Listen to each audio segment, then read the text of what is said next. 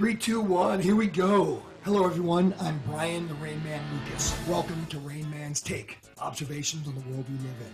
We're going to take a deeper dive into topics of interest to me, including politics, current events, history, popular culture, and social issues. You'll find the diversity of topics refreshing. In our clickbait, soundbite society, we rarely get the whole story. RAINMAN'S Take interviews interesting people as well as peeling back the onion on specific topics, all with the goal of getting people to think more deeply about a subject. Hey everybody, it's the Rain Man. I want to welcome back my buddy Mike Oristian. Mike, how you doing? Hey, what's up, Rain Man? Hey, so if you guys remember, Mike was one of my early interviews, and the reason why I had him on originally was he had run in the California 53rd congressional seat in the primary race earlier on in the year, and he's a political animal. He's totally into politics.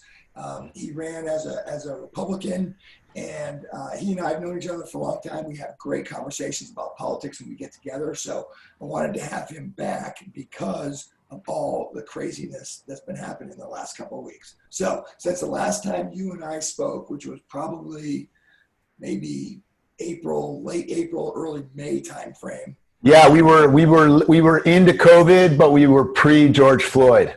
Exactly. So lots happened since then. I know. Let's start right there. Let's start with COVID. I mean, how do you think everything is?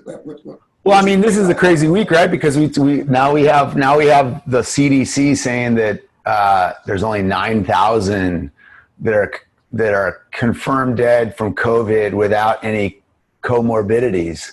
So the fact that, people are pushing out this 180,000, 190,000 number, it just is not holding water if we're realizing I think we were saying in our last call, like, let's talk about, the actual histogram of, what the ages are, the people who are dying and what are their other medical conditions. And sure enough, it's like they sold us this for so long. And so I really don't think we can honor all the doom and gloom that was coming out of the media and coming out of the public health organizations. I mean, they truly weaponize public health.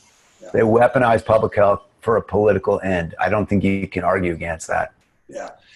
And what's crazy is, my personal opinion is, if you've got to doctor evidence, if you've got to doctor statistics and numbers, then your argument is just not that strong. I mean, you Right. saw with those organizations that got busted a few years back with the climate change, them mixing up the numbers and cooking the books for the temperatures. You're seeing the same thing here with the COVID stuff. And to me, that just, once that's out of the bag, how can you take anything really seriously once they start really trying to put the fear into people, Well, we when we were kids, we were taught the story of the boy who cries wolf, right? And so what happens? He cries wolf, there's no wolf. He cries wolf, there's no wolf. When there is a wolf, nobody comes to save him.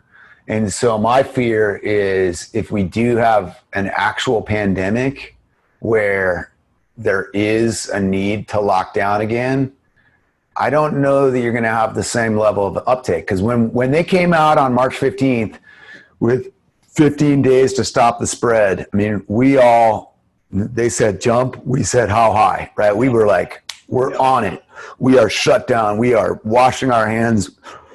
We are cleaning surfaces. We are, we were wearing masks, and they're like, no, you don't need to wear masks. and then they were like, oh wait, that mask thing is really showing us who's obedient. Let's go with the masks, even though people understand that a virus, the diameter of the virus in microns is less than the gaps in the mask, right? I mean, we're a thinking people. It's not that we're a rebellious people, but we're a skeptical people, and we go, okay, so if this must be true, then this must be true. And it's the inconsistencies and the asymmetry, because, since we talked, right, we were like, okay, we're shut down. Are we going to open up? And then people were getting a little unruly, and we had the March on Michigan. We had all the patriots out there with their guns being peaceful and saying, hey, look, enough of the lockdowns. And then May 25th happened. George Floyd gets killed. And then all of a sudden we have all these riots in the streets. And I think that was the second big moment where people were distrusting of the media, because nobody was admonishing these folks who were out there, 4,000, 5,000 deep in the streets protesting George Floyd's death.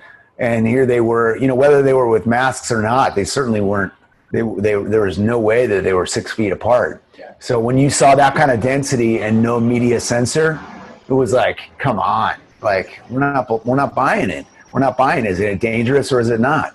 Yeah. And you actually bring up a good point. And this is something that one of the reasons why I wanted to start this whole podcast thing in the first place is to get people thinking. That when you said we're a skeptical people, that I think is healthy. You can't, because you shouldn't completely trust your government, but B, for the most part, most people trust but verify and just make sure that that's right. What they're telling you is accurate. And you several, I mean, we can go all day long about what just happened with Nancy Pelosi and her mask thing, or pictures of Mario Cuomo outside without his mask on, or the Maryland, but was it the Pennsylvania mayor, the mayor of Philadelphia, who's down in Maryland eating inside after they're the people that are on the TV saying, you got to do this, you got to act this certain way, and then they're acting the exact opposite way. Yeah, no, it's no good. You start to feel like there was a political purpose. Whether or not, you can look at it two ways. You can say there's a political purpose for this, and so I distrust it, or there really was a pandemic, but people are seeing the effect of the political lockdown as a positive thing for, getting Biden up in the polls. I wanted to read, so this guy, I retweeted this guy, David Chapman. I mean, I don't know who he is, but I thought this was really compelling, right? Because we're right now, as of last week, it was like, okay, well, Biden's up 8 points, right? Because we're trying to figure out, okay, so his lockdown in the basement strategy has been pretty effective for him, right? I mean, like, I think Terry McAuliffe came out and said, we're gonna keep him in the basement, right? We don't need Biden out of the basement, and and then we can get into whether or not he's actually going to debate or not. But I think it's critical that the leader of the free world has to be able to argue his points. Absolutely.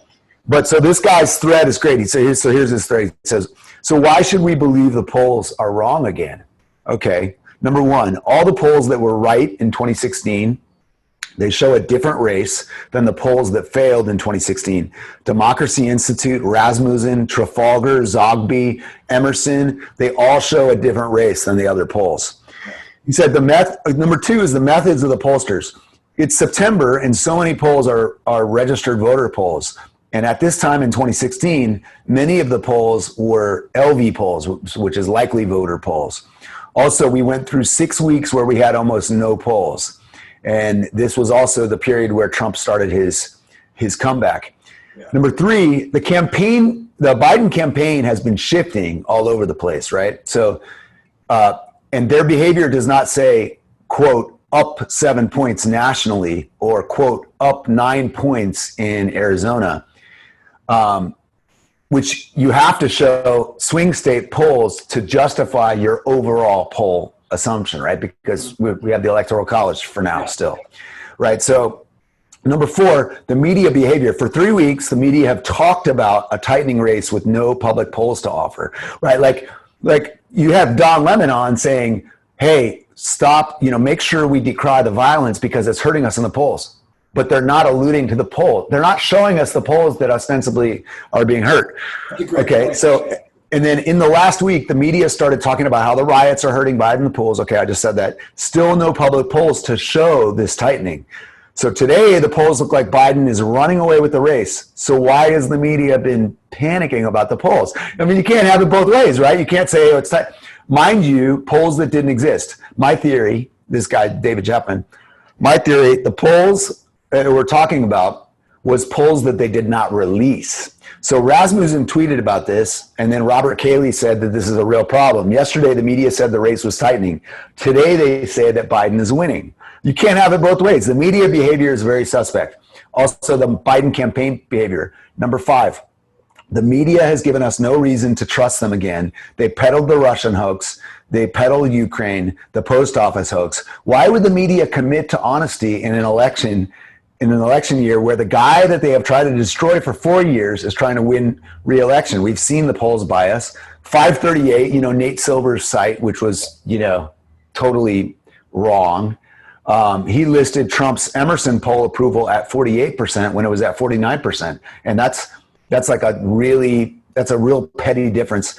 438 gives Trafalgar a C- grade, even though they were the most accurate in the 2016 and 2018, also the midterms.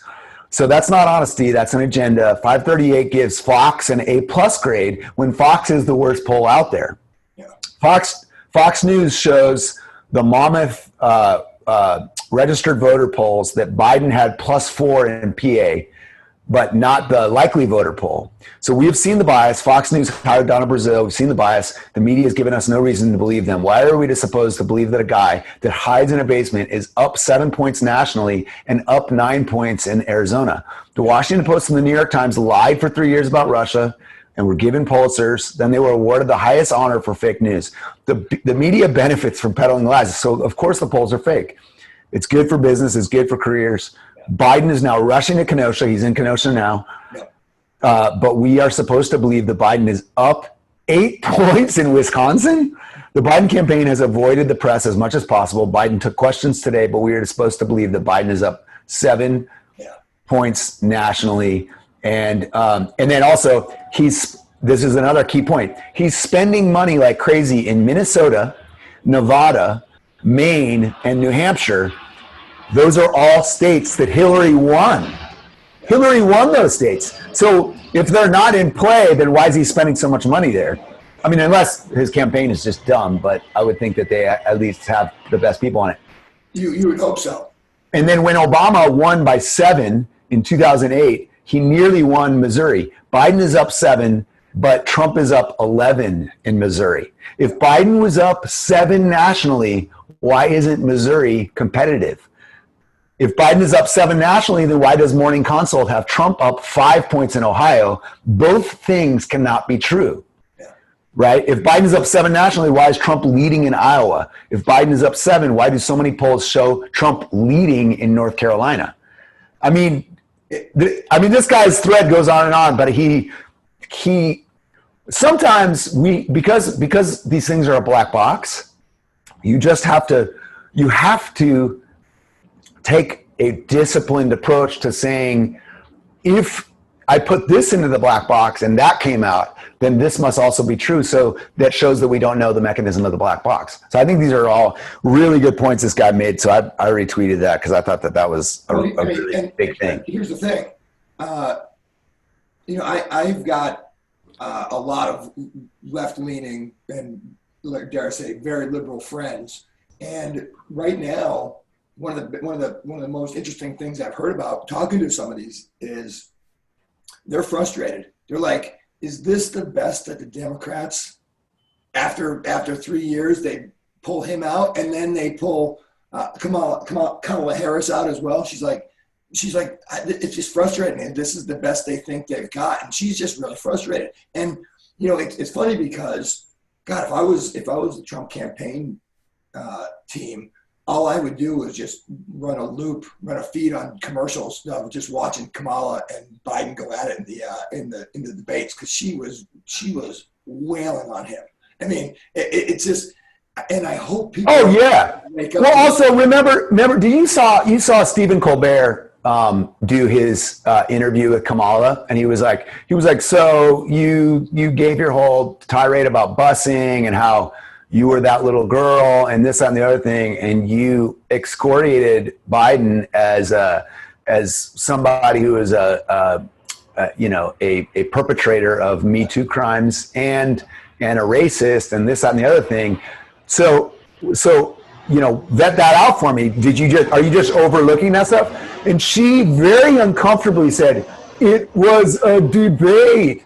So it's like, so you're willing to just slander people in a debate? Like you're willing to just completely say, you can't have it both ways. It was either outright lies that you said then, and so you're fine with him actually, and you're politically opportune, or you really did believe those things, and you're able to overlook them to be part of his campaign. You can't have it both ways. Like choose one. Either of them have a bad taste in my mouth.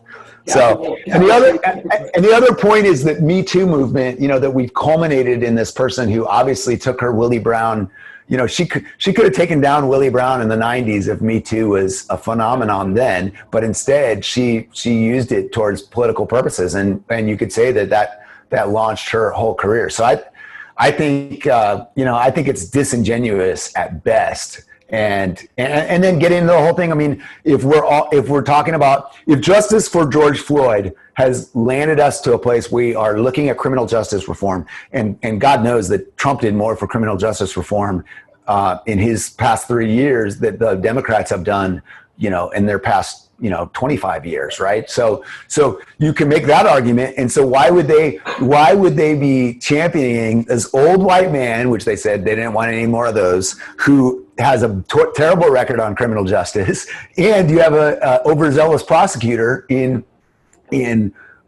Kamala Harris that turned her back on pre-sex crimes and prosecuted African American mothers for truancy and all kinds of minor marijuana crimes. I mean, the things don't net out. And so if these people really believe what they say they're angry about, they should be not for the Kamala. Exactly, and she was the first one to bounce out of the presidential running. I mean, so she's very unpopular. So it's interesting to watch. She couldn't even take California, her state. No, I know. So to watch them try to rebrand it, you and I both see through it. We all see the hypocrisy. I just hope everybody else does, because this is one of the other main reasons why I wanted to do this program is you cannot go through life watching or listening or reading just one source of news. It's got to be a wide range, because if you're just on one side, you are what did Twain say? He said if you read the news, you're misinformed, and if you don't read the news, you're ill-informed. If you read it, you're misinformed. I mean, you just can't. That was in the 1800s. Yeah, crazy. And that still rings true today. So again, it's everything is so polarized right now that you would. And it's funny because you talk to a lot of these people who are educated, very successful, and they just have egos, that can't fit in a room when they start talking about politics, and they have no idea what they're talking about because they listen to one source, and that source is, generally speaking, the left has been proven to be misinformation. Well, I mean, they're just going so full bore with Trump is an autocratic dictator, and it's like I make the point all the time. I'm like, dude, if he was a dictator, then he would just use his authoritarian power and run roughshod over all these democratic.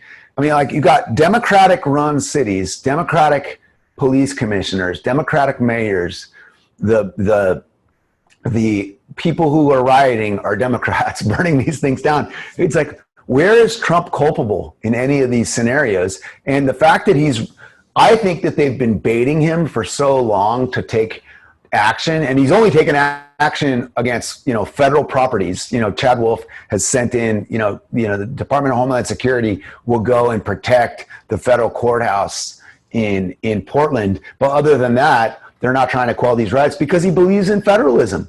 He has not taken the bait to do anything that's going to be an overstep. So if we're miserable with Newsom here in California, and they're miserable with, what's her name up in Michigan, and and Murphy in New Jersey, and Cuomo in New York, if we're miserable with these people, then vote them out, because all of it is contained in your state bubble. All the economic shutdown, all the pandemic resources, all the testing, all that stuff is within your control. And I just think it's really suspect. I looked at all of the legislation that went on the third week of October 2019. There's tons of state assembly activity that week that were giving local county public health commissioners more power to take over businesses and whatnot. And I'm like, dude, that is such a suspect time to have put all these ducks in a row. So if you go and do that and you go look at that and you go, why, if they were planning for this, they would need to make sure that all the chess pieces were in place so that you could actually have, Wilma Wooten here in San Diego, she makes $370,000 a year. Obviously she has to have an MD. And, the laws that have allowed her to shut down restaurants, shut down hair salons and all of that stuff was only put in place in October. So it starts to feel like a pandemic when you do that kind of thing. So I think we just need to be wary of it. And luckily people are pushing back on it. And it's like my fiance and I were this morning, flipping through a bunch of these walkaway stories, which are awesome. I mean, it confirms what I hoped. I mean, if you read Twitter on the left, what they're saying is, oh, here's an example of another lifelong Republican who's a never Trumper now, or here's an example of somebody who eagerly and hopefully voted for Trump and they're not going to vote for him again.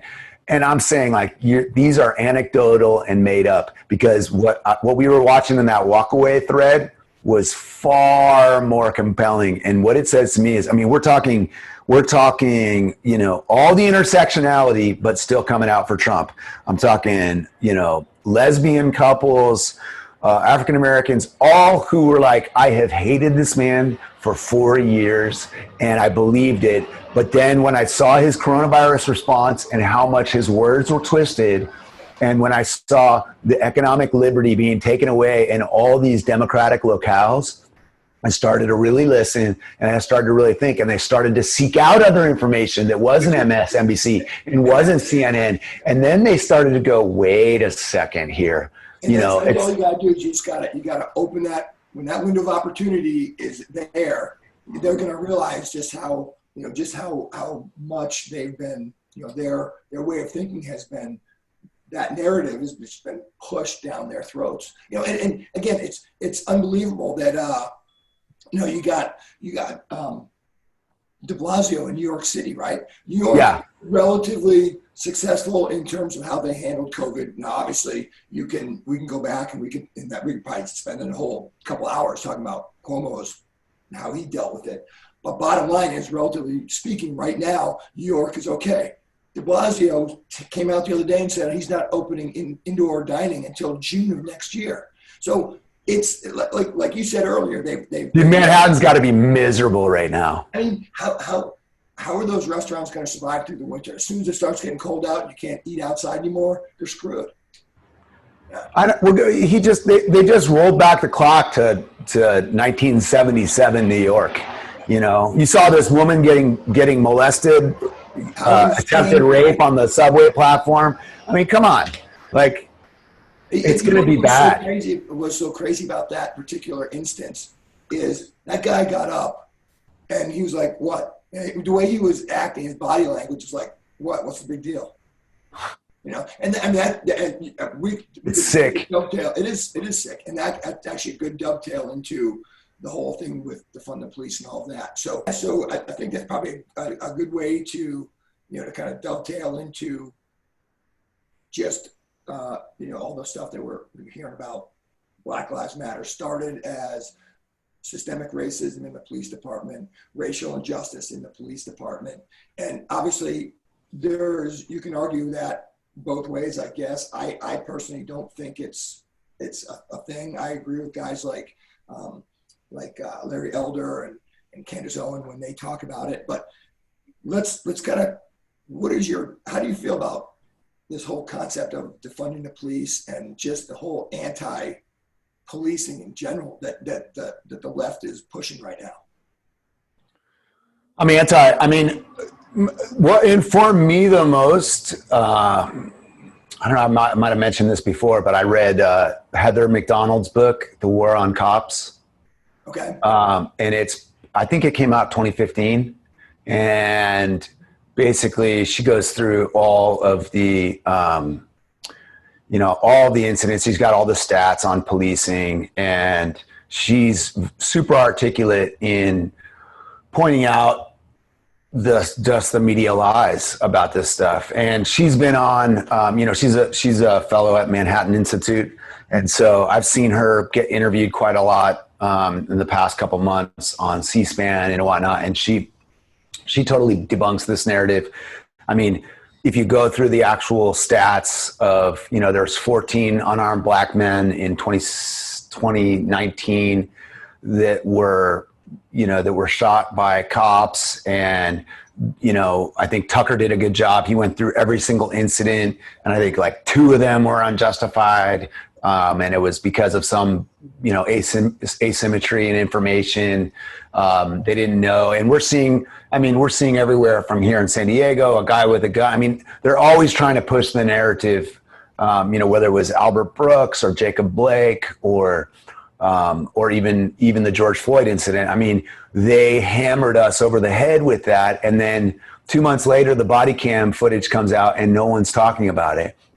And this whole notion that media does not have to retract or revise some of their narratives is super disingenuous. And, I think people realize now that the amount of fentanyl in this guy's system certainly could, he was saying, when you look at the body cam footage now, he was saying, I can't breathe, long before he had the officer's knee on his neck. Now, obviously, we all agreed. And the other thing about the whole thing with George Floyd is it's not like the country was split in reaction to what we saw on that almost 9-minute tape, right? The entire country was like, that looks like an undue use of force, and we would like to see, obviously with due process, the guy get prosecuted commensurate with the crime of what he did. And then now that we have the body cam footage, we're not revisiting that and saying, oh, okay, well, here's the situation. And so are people going to riot again if the other officers that were privy to that situation, get off, or they get second degree, or they get, a slap on the wrist? I mean, I don't know. Yeah. And that, I've got, my brother's a cop back in New Hampshire. I've got a lot of family members and friends who are police officers.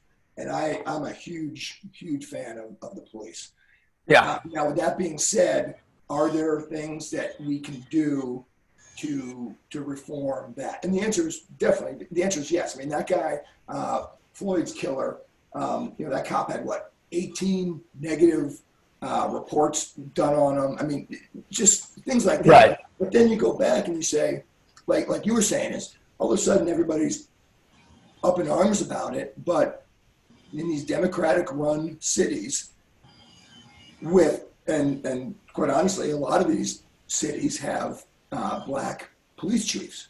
Yeah. So is it racism that happened? Is it just a problem with the whole policing? And why wasn't this addressed before? Well, the other thing that destroyed the Black Lives Matter narrative, that this guy was targeted because he was black, is that Derek Chauvin and Floyd had worked at the same nightclub, and the fact that they were always trying to omit that from the actual reporting on it. If somebody out of the blue targets an African American man, and this is a police officer with power and somebody without power, then that's one thing. But if these guys had worked together for at least 3 years at the same club, it destroys the narrative of it being race related. I mean, if you, I don't want to go down the rabbit hole of everything with Floyd, but when I looked into it, what I saw was a number of key things that looked strategic, right? Following, one was this El Nuevo Rodeo nightclub that they both worked at was owned by a woman. I think it was like Maria Santa Maria. She's a La Raza activist very active in getting undocumented folks into the states. She's on a board with Ken Salazar from Target, and noticed that Target was the first thing that was burned down in the riots, and they set the stage for how all of corporate America would respond to Black Lives Matter violence. And so they said, hey, we stand with Black Lives Matter. I mean, whatever, they have insurance, go loot the TVs and whatnot. But they almost, if you look at that cast of characters, they were able to perfectly create this narrative. And then I went further in, and I found out that the FBI had actually raided El Nuevo and Rodeo when they were coming post 9/11, and they were really cracking down on, as you know, like Minneapolis has the greatest influx of radicalized, is like on our soil Islamic jihadists. So they were starting to follow the money trail of, hey, who was involved, who knew about this stuff that happened on September 11th, and my theory is that El Nuevo Rodeo was doing some counterfeiting operation, and this whole thing. My theory is that the CIA or somebody way high in the government basically kept this as a deep state asset, and so that was always ready to go. And that narrative, as it happened on May 25th, I mean, I found enough evidence online to corroborate it. I don't lead with that. Of course, I want to talk about. But what do you do? What's the answer for police reform, saying community organizing or, that these guys are going to have no force? It only is going to hurt minority communities. I mean, that's the bottom line is you take the police away and they're being vilified in their neighborhoods. But in reality, the kinds of things that they are doing, nobody else is going to go into these neighborhoods and do them. And there are polls out there that show 80% of Black people that were polled want the police, because that's the only thing that's. I mean, you take a place like Chicago. I mean, south side of Chicago is it must be like a war zone down there. And you think the regular law-abiding citizens that are just trying to get on with their lives and they're in the middle of a gang war, do you think they want less police down there? It's nuts. No. And kind of taking it a next level is this whole defunding the police and this whole anti-police just starts this negative feedback loop. And so you're seeing it now, like you just mentioned, the stats. Yeah. Most of these unfortunate situations that are caught on tape, there is some level of pushback. There's some level of fighting the cop and not listening to him. And then it just escalates from there. And you're hearing in this society that these places don't want cops around. So then when people get in an interaction with the police, they're not listening to them, they're fighting them. And of course it's going to end tragically. So we're in this feedback loop, and having people talk about defunding the police and, actual cities. What was it? Seattle actually voted to reduce the police force. LA did. LA dropped $150 million from their budget for police. So who's gonna want to be a police officer? Right. Yeah. And I mean, you could do something with the police unions where you say, look, let's not protect bad apples. Let's not just move them around to another police department. But I don't think police, racism and targeting are as endemic as they're saying. I mean, and I think there's certainly a number of situations where, there's plenty of videos of people who pull somebody over, somebody who's, ostensibly they're unarmed. It's just a routine traffic stop. And then the police lives are always in danger. So having them be extra vigilant and hyper careful, we can't fault them for that. I mean, they're one false step away from not coming home to their family. And an example is the Brianna Taylor killing. What people don't realize, I just heard this the other day, I didn't know this. Obviously, it was Kentucky, so it was a no-knock serving the warrant. But apparently, there was her boyfriend at the time, the other guy that was in there, shot at the police. And so, of course, it's going to escalate. And it, unfortunately, she gets caught in the crossfire. But you get a guy like Rand Paul, the senator there, who's actually heading a bill, the Brianna Taylor bill, to do away with no knock warrants. Yeah. And then he gets basically accosted the night after the RNC, threatened. Yeah. And they say her name. He's like, I know her name. I wrote it into the bill. Yeah. So it's I don't know. It's scary. No, it's getting super scary. Yeah. And Vernon Jones, who is a Democrat, Georgia, and he's getting accosted like literally, and they didn't even know who those people were. They were just professional agitators. I thought what Rand Paul said in his post interview was good. He said, look, we got to find out who is funding these folks. They're putting them up in 5-star hotels. They're moving around from city to city, and they are pushing to cause violence. I mean, and that brings up a great point, because yesterday I read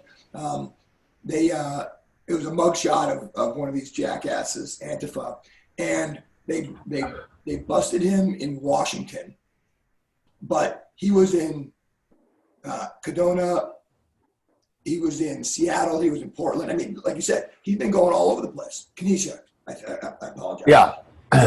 So he's a professional anarchist. It's nuts, dude. Nuts. Hey, so let's kind of get back onto sort of the political landscape right now. What was your and I know that you've been in the entertainment industry a little bit, so you kind of have more of a feel for it than I do. But it's no secret that Hollywood is really liberal. How does the Democratic National Convention come away with that type of production? I mean, that was embarrassing. And then you watch the Republican National Convention. It was just night and day. How do the Democrats? I mean, are they that detached from reality that they think that they can just throw some piece of shit out there and that's going to work? I don't know. I mean, they probably really regret that. I hope so, because it was embarrassing. Yeah, I mean, they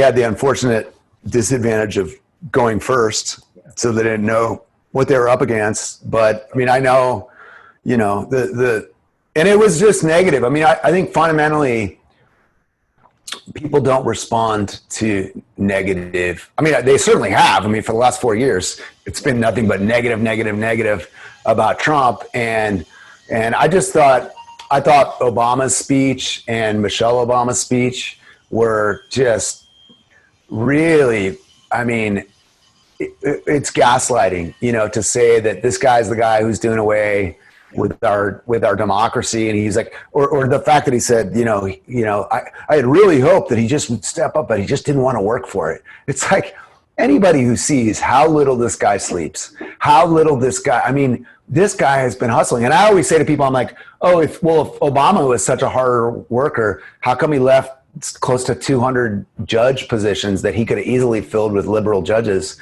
He left those wide open for Trump to fill, these lifetime appointments. So it's like, if you're gonna claim that, at least show that the chess moves. So I think, and the RNC came through blazing. Of course, now they're using the Hatch Act to try to say that, he's not allowed to use. I mean, you can't have it both ways. It's like, all right, well, yeah, you can't have your RNC in Jacksonville. You can't have it in North Carolina. We don't, you can have it here, but you have to have masks on. You have to do this. And they said, look, who's going to take it? All right, fine. We're doing it at the White House. We'll do it at the White House. Or, what I thought was so compelling? I mean, first of all, the RNC put up an incredibly diverse set of speakers. Everybody from Kim Klacik, who's running in Baltimore, to Clarence Henderson, to, civil rights activists. They had the argument that Trump is a racist for all the people in his cabinet, and just hearing the New York Public Housing Authority talk about how effective Trump has been and getting them the resources they need. I mean, this is just destroying the Dems narrative, right? Destroying it. And they put all this stuff forward. What's that? Hopefully people are starting to wake up to that. I mean, we can only hope, We can only hope that they're seeing it the right way. And I thought I just thought it was a super positive message that these guys were putting forward. I mean, I'm forgetting the name of the all-star guy who just won the Georgia Attorney General seat. Super Daniel Cameron, just like fired up. Young black guy, the new. Young handsome black guy. Wasn't it? He's Kentucky. Kentucky. Kentucky AG. And he was great. And all these guys just coming out and just the fact that Clarence Henderson took it to task, said, look, the Republican Party ended slavery. The Republican Party was on the right side of history when it came to repealing Jim Crow laws. And people, what's amazing to me is that people just still don't know. They have been fed this narrative for so long that they simply don't even know that the abolitionist movement came out of, and it's even further proof, right? They're tearing down the statues of Frederick Douglass. They're defacing the Lincoln Memorial. It's like, these are the people who have been on the right side of history when it came to ending, the terrible institution of slavery that was in our nation. So I don't know. I hope that I think that the Republicans had an opportunity to have a tone of, man, the media has been so unfair to our administration, but instead they had a really hopeful, forward-looking kind of tone. And I think even people who are haters, I think that resonated with them in some way. I hope it did. And now Rasmussen's saying maybe even 40% of the African-American voters for Trump. I mean, that'll be game over, man. I know it's only 13% of the population here in the States, but that would be so massive. I mean, what did Romney get? Like 12% or something?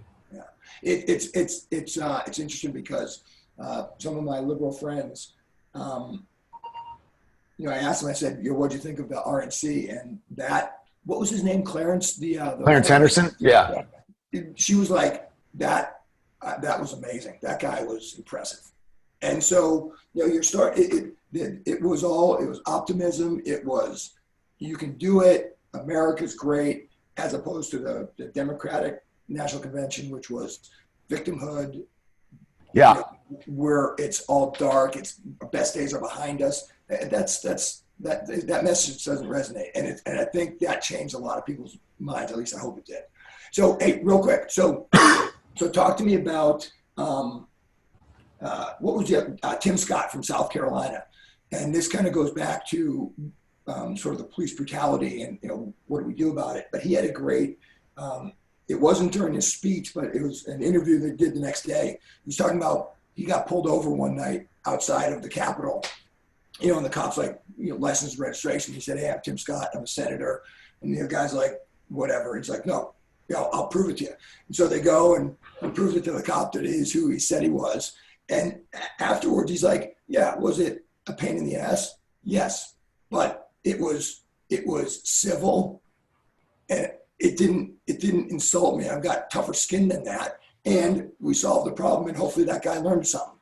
Now, if the guy pulled him out of the car, cuffed him, and started beating the shit out of him, obviously there's a situation there. But I think it would resonate more with people, and they'd be more sympathetic to that concept of, police brutality towards African Americans, is if he said, "Hey, I was doing everything he told me to do, and then all of a sudden this guy went crazy," as opposed to, "I started fighting 3 cops and they were tasing me and I'm still not giving up, and then shots coming out, and then the cops are the bad guys." Whereas you are on a higher ground, in my opinion, to punish that police officer for actually being racist than these incidents that are happening. So what do you think?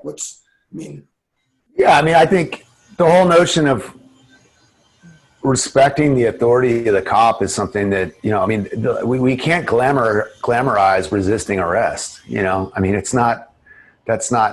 I think, and unfortunately, I feel like I have a lot of people who are on the left, and I'll have friends who are African Americans who will tell their story of you know, I saw a cop and you don't know what it's like to get pulled over. And like, I feel like they're conflating a little bit that respect for authority that we all have, and we're all scared. I mean, I'm afraid of speeding. I'll be going 65 on the 5 and I'll see a cop and I'll be fearful.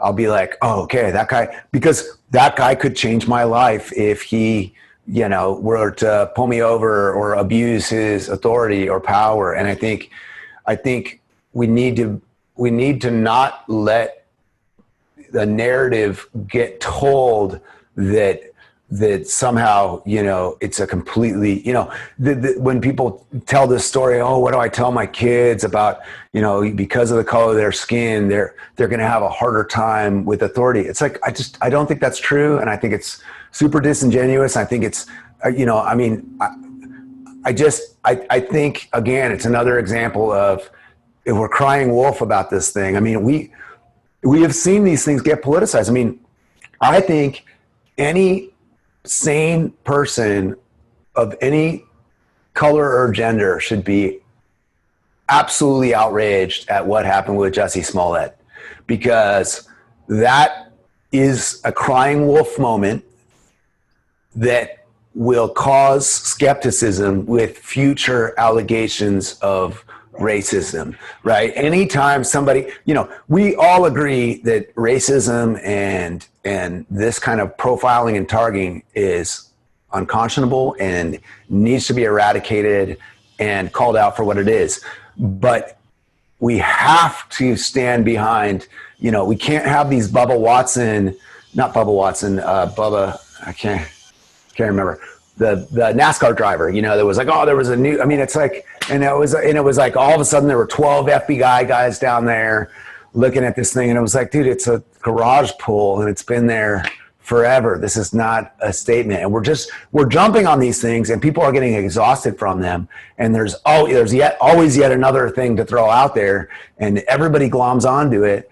And I think when the dust settles on these things, we need to say, stop crying wolf, because who does it hurt? It hurts to somebody who has a real allegation. Same thing with the Me Too movement and claims of sexual harassment. It's like, if every time we have a Supreme Court justice that's up for nomination and they're having these people come out of the woodwork that are completely lying about some sexual infraction in the past, then the ones that are really valid, we're going to start going, okay, we've heard this before. We know how this goes. And it's going to be, and it's going to hurt them, somebody who has a real claim.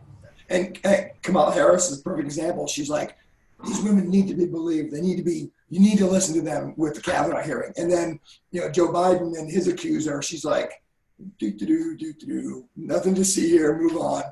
Yeah, it's a shame, because that political posturing hurts the people that it claims to be helping. Oh, totally. Well, the other thing that's, you know, a really interesting development, I guess, since we talked last, is this full out assault on this QAnon movement, right? Like this, people are coming out and saying, look, there is no place for QAnon. And, you know, obviously Trump, when asked about it, he was finally asked about it in these conferences, like, oh, I guess a bunch of people who really like me. And a lot of people have been tuned into this, and, you know, it's like the Shakespeare line, the lady doth protest too much. It's like the degree to which they have tried to eradicate this anonymous poster. Nobody knows who this Q is, right? Ostensibly, it's this military intelligence insider who knows all this stuff. You know, my take on it is, look, we have flat earthers out there. We have people who have all kinds of different theories of evolution.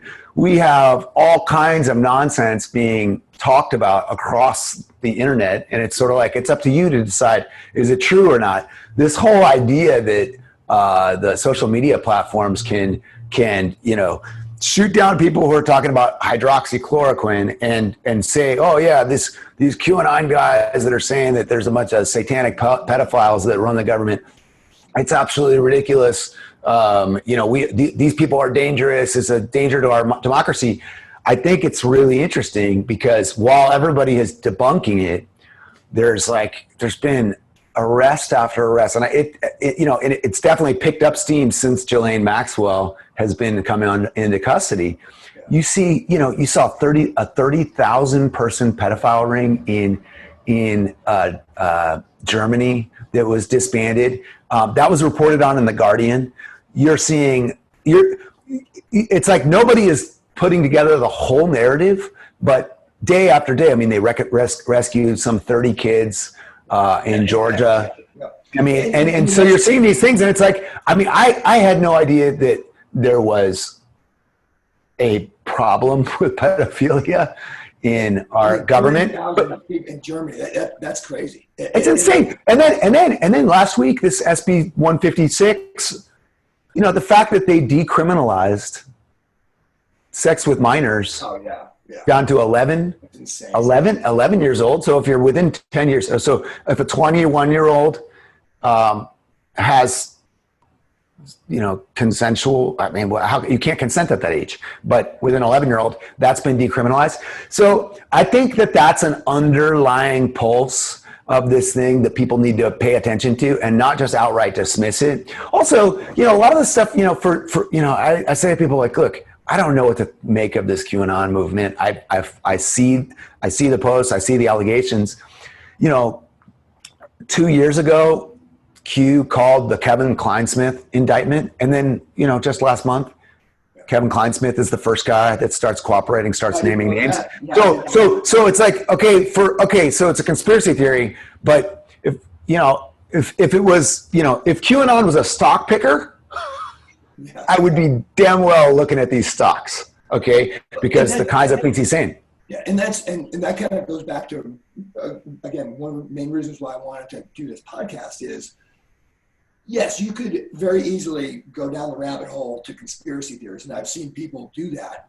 However, when the news just says, nothing to see here, move on, when they label it conspiracy theory, then all debate about it stops. And like you're saying, there's actually legitimate shit coming out of this QAnon that makes that any person who has any level of skepticism or just curiosity to kind of, if not go down the hole, just kind of peek over the ledge, then it's all out there for people to look at and make their own decisions about. But as soon as the media or anybody in some level of power says conspiracy theory, then the person's a cartoon character.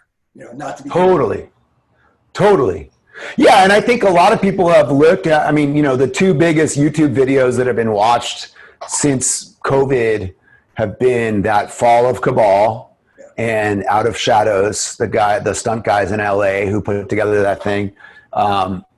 Corey Feldman has come out with his, hey, here was my experience with pedo predators in Hollywood. Justin Bieber has released his own thing. So people are starting to look at it, and it's like, hey, it's not to say it's outright true. I mean, everybody deserves a due process, but at least look at it and say, is this a factor that's been included in it? And I think it requires people to look a little deeper, and and it's scary. And I think that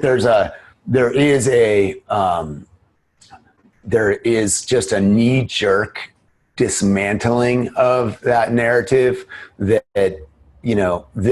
actually gets people a lot more interested in it. I mean, back to my first point, right? We are rebellious and skeptical people, right? So we want to know something, and if we think that there has been foul play, and people are saying, oh, no, there's nothing to see here, we're more inclined to go, okay, the lady doth protest too much. Let's dig into this and see where the truth is here. And I don't know the degree to which that is going to factor into the election. I do know that a lot of the Q posts are super positive. They're inclusive, and they're saying, look, the theme line of it is where we go one, we go all. Let's get together here and go for something. And there's a lot of preposterous claims that, one of the claims is that JFK Jr. is still alive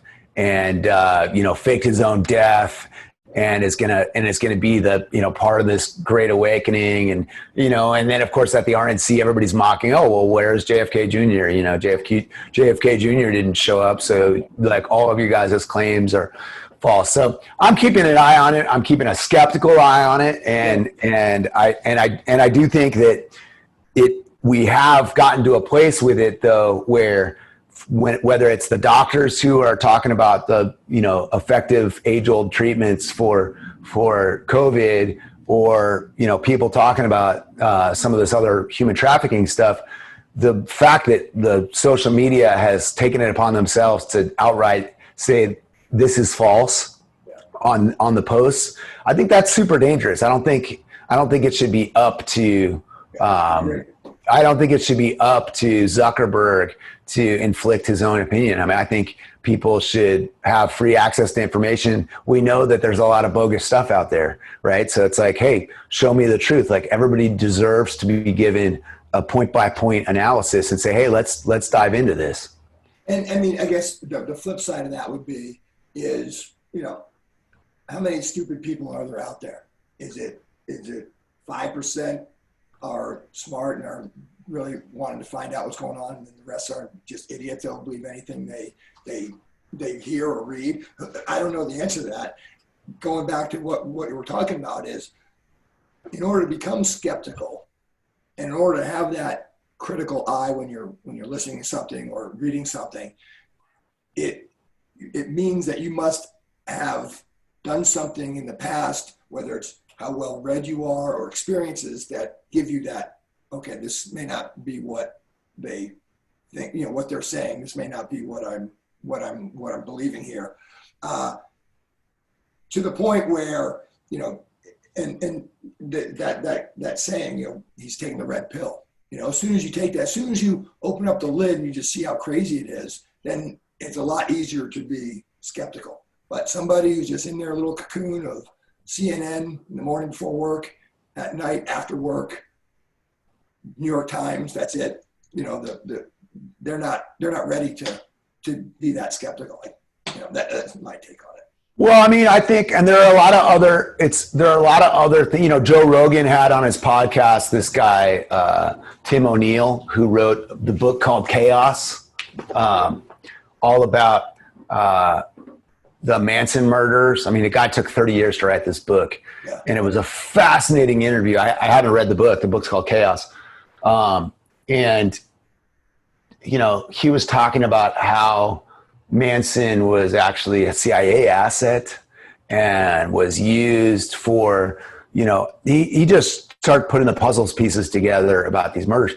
And so you learn more about Project Mockingbird and the idea that, coming out of the OSS, the predecessor to the CIA, and then you remember JFK's famous statement of, I'm going to take the CIA and splinter it into 1,000 pieces. And 10 days later, he's shot in Dallas. I mean, you start to put all this stuff together and you go, okay, if they're really, we rely on the fourth estate. We rely on the press to be this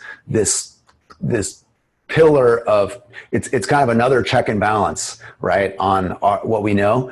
And if it's in the hands of powerful people who are, have been playing us against each other for a long time, I mean, that theory starts to hold more water if you have all these stories that are kind of corroborated and say, that they need a war to happen in Syria for these interests, people selling arms to both sides, financing two sides of the war, needing people to be, and I think that the message of we could do so much better, we talk about it always bottom up, but maybe top down, maybe there are some architects of doom at a very high level that we should all be skeptical of and thinking like, hey, whose interest is it? Who benefits from this kind of thing?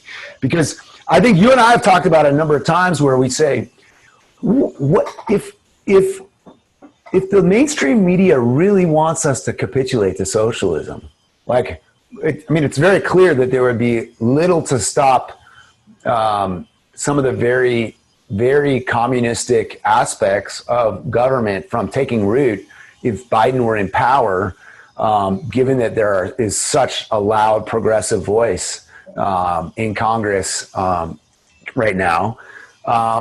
You say, okay, well, if they really want us to, like, what would that mean for, for their media ratings, or what would that mean for their revenue, if they're corporations? And just knowing that there's so few people who consolidate all this media power and can put these, you see it every time there's a news story with the Democrats. It's like they're all saying the same thing perfectly over and over, and they use the same exact verbiage, and they do it without blinking an eye.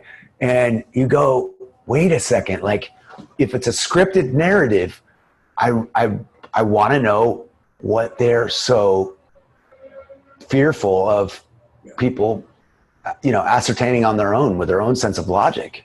Yeah, and that's, we're beating this point obviously to death, but you just got to be informed. You just got to be out there, be curious, and read everything. Yeah. Read everything. Interesting. So, what do you think the next 60 days is going to look like leading up to the election? Well, my biggest thing is we have to agree. It's sort of like, before you play the game, you got to agree on the rules. And I think what's hanging in the balance right now is this notion of voter ID and mail-in voting. I don't subscribe to this idea that mail-in voting is completely safe, especially, the media right now is trying to conflate this idea that, well, look at all these people who are anti-mail-in voting, but they vote by mail. But, you can be a permanent absentee voter in the registrar database, but they're verifying that you're still registered at that address and whatnot. The idea that you send out massive, that every Secretary of State is going to send out a ballot to every single person on the voter roll, dead or alive, and that all these ballots are just going to be hanging out there and just glommed up, and like that's not democracy. And I think Trump would be wise. Every time I get a Trump survey saying, hey, what should my priorities be? Here's what my priorities are. Let me hear your input. I always put at the top of that list, and because it's frequently not put in there, I say, voter ID, election integrity is the most important thing right now, because what's going to be really problematic is Trump wins from in-person voting in a landslide. And then subsequent to that, we just keep finding ballots, as we did here, right, from May 3rd to April 2nd, when they finally certified the election vote here in San Diego. It's like Scott Sherman, a Republican, was on the ballot as mayor. He was going to be on the ballot against Todd Gloria as mayor. And then sure enough, they just kept finding ballots. Pretty soon, now it's 2 Democrats on the ballot. Sherman's not even on it, right? So we're doing that. We're seeing that everywhere. You saw like 10,000 votes just this recent primary in Michigan, were deemed to be totally false. So, obviously we have a super antiquated voting system, whether it's, voting machines, actual electronic machines or punch ballots. Like we got to get that under control, because a contested election, not knowing between November 3rd to January 20th, who's the going to be the president. That's going to create chaos in the markets, chaos in the streets. You can't just have somebody take the Monopoly board when they're losing and flip it over. So I guess the question would be, let's say Trump wins in a landslide the electoral votes. The other votes don't really matter at that point, right? What do you mean? The electors, I think the electors vote mid-December. Like for 2016, I think they voted like December 12th or something. Okay.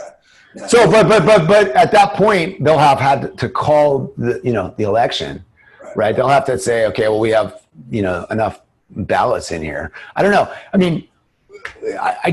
I hope that you know, I mean, I know San Diego County, we have seems to be a pretty good registrar of voters, Michael Vu. I think he's a pretty straight up guy. I think he wants to make sure we have clean voter rolls and whatnot. But I don't know that every county in the nation is like that. Well, and again, the skeptic in me looks at this and our voting system, right? How antiquated it is, like you were saying.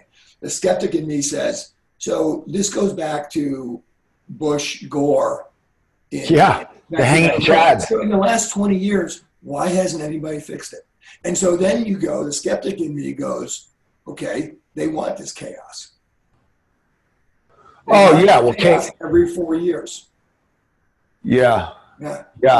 It's sad. Well, I mean, because it takes chaos to introduce martial law, to introduce getting us in a place where, you know, I mean, you saw just with the 9,000 death COVID, just with the little media narrative and that around the world, they were able to enforce these lockdowns. And now they're going to look at, I really hope Trump makes the vaccine not mandatory. I mean, I think you're going to have people on all sides of the aisle say, look, you're not making me take something that hasn't been audited. I think citizens would be up in arms over it. I mean, you're already seeing it. Was it in Massachusetts? I think there was a huge parental protest about that. I think it was Massachusetts. I don't remember exactly, but yeah. I hope so. I mean, I haven't had, I had measles, mumps, rubella. I don't get the flu shot. I just don't, I trust my immune system to do some good things. And I don't think, the number of times the vaccines have gone wrong, whether it's, all those young girls that died in India, I mean, and then the fact that they've introduced legislation in the last 20 years to make sure that there's no way that vaccine manufacturers can be liable for damages. I mean, what a dangerous situation to put ourselves in. Yeah. Well, yeah, exactly. So, all right. So that is kind of what you're seeing. What we're going to hear about in the news. What about the violence? Because it seems like now that it's politically uncomfortable, that the violence seems to be slowing down a little bit, which also gives you pause that, how does that actually happen when you can just flip on a switch? But is that going to continue, you think, until the election? Well, I mean, if it's organized and the people are being paid, then, we should be able to source that. The DOJ should be able to say, okay, look, who's funding these anarchists? And if that makes the violence go away, then my point to Biden is, okay, so two things. If Biden says, okay, violence is bad for my campaign, stop the violence, and it stops, well, then your people were responsible for the violence. If you say no more violence and it continues, well, then what makes us think that electing you is going to make the violence not continue, right? So you can't have both ways, and I think everybody needs to denounce the violence. And everybody needs to denounce not only violence, but other forms of, it's not violence, but the canceling, right? Like, taking out the head of Adidas Global Creative because he said something somewhat empathetic about Rittenhouse, the Kenosha shooter. Like, I mean, that can't be a cancel moment. Heck, I mean, we're not going to have unity. I mean, that's what sickens me is this whole cry for unity when it's everything most divisive in the world. I mean, it's like we've gotten into this Orwellian double speak where it's like, or the fact that Newsom and Cuomo were super pro Trump's coronavirus response in April and May, and now it's politically unpopular to be that way. So they're going, this guy totally fumbled the virus, and it's like, dude, you can't change your story like that. How did Trump fumble the virus response? You can't sell me that. Yeah. Well, and again, it's when you like people, like me, who as skeptical as I am and as much as I read, when you see somebody do that, you're like, God damn, who is falling for this shit? But people are. We're living a soundbite culture. All they need to see is one little thing and that confirms their bias. And they go, oh, yeah. Oh, yeah. This guy's a racist. Yeah. Oh, yeah, he was terrible. The whole coronavirus response is terrible. Oh, there's violence. I mean, as soon as they stop, first Nadler said the violence doesn't exist, Antifa's a myth. Then they said, oh, it's hurting our polls while they're telling us that Biden's 8 points up. Oh, it's hurting our polls. And then they go, oh, okay, no violence. Let's decry the violence. And then all of a sudden it's like, oh yeah, well, Trump, it's really Trump guy. It's Trump supporters that are causing the violence. I'm like, how? Show me one MAGA hat. Show me one MAGA hat burning down these places. Show me one. I mean, and they'll look anywhere for a narrative to say, oh yeah, it's people on the right. Or when all those Hell's Angels went up through Portland, and they showed, oh, look at the Trumpers are coming in, and they're trying to sow chaos. It's like, no, man, I'm not buying it. Yeah. Not buying it. Hopefully, and I'm not either. And hopefully the everybody else is. And again, it's just get yourself informed, and then whatever you decide after that point, it is what it is. I mean, it's just the narrative machine it's tough to take. It's very frustrating to watch it, and I think it's just going to be in overdrive until November. So we just kind of deal with it, I guess. I know. I hope we can come together. I mean, I hope we can. I think we're past the point of like the conversations are just not happening. I mean, what do you think it's going to take? What do you think it's going to take? And do you see anybody out there that could, on either side of the aisle for that matter, anybody that could kind of come into the middle and start trying to bring the two parties at least moving towards the middle? I'm not sure if I know anybody out there that has that ability. I would have thought that the economic liberty being taken away would start moving that needle a little bit. And I think it is. And we also don't know. I mean, there are probably plenty of people who will vote for Trump who dare not say at all that, like, not a positive word. I mean, they might even say that they're voting for Biden, but they'll vote for Trump because it's so unpopular. Like, anybody who's voting for Biden or has been, seduced by the Democratic narrative, I don't fault them. I go, of course, it's cooler, it's more popular.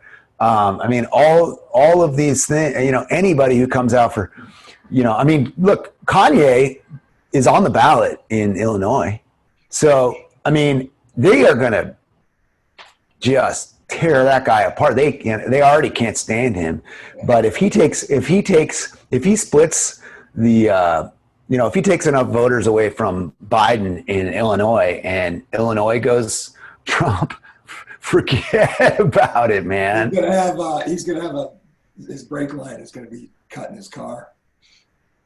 Oh yeah, no, I'm scared. I'm scared of all this stuff. There's so many attempts. It's a joke. We need to know. Yeah, and I am scared. I'm scared for all the. I mean, there's political violence is so dangerous, and that's 1933. That's 1930s Germany and Italy, when you're getting beat up for your political views. But people are. I mean, the guy got shot in Portland. I mean, now they shot the shooter up in Washington. Yeah. They did that. They found him this morning.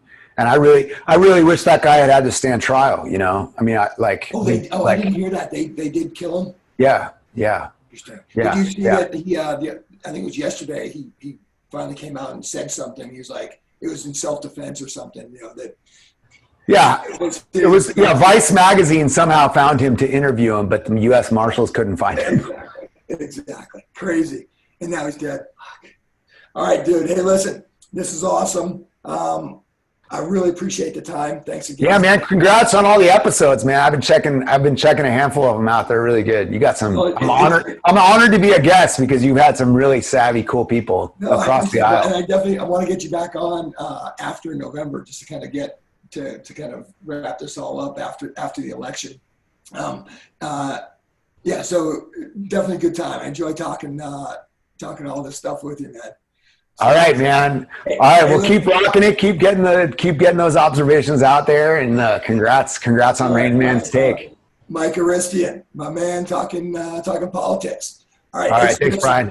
All right, brother. Hey, if you're in the military, the police, the fire departments, or the first responders, if that's you out there, thank you very much for your service. Stay safe. Mike, thank you again. And you got it. Talk to you soon. Thanks for watching RAINMAN'S Take, observations on the world we live in. If you like the content, don't forget to hit the subscribe button below. You can also follow RAINMAN'S Take on Instagram at RAINMAN'S Take. Also, check out our website at www.rainmanstakepodcast.com and send your comments to rainmanstake@gmail.com. Keep an eye out for future podcasts, which will be coming out every Thursday at 5 p.m. West Coast time.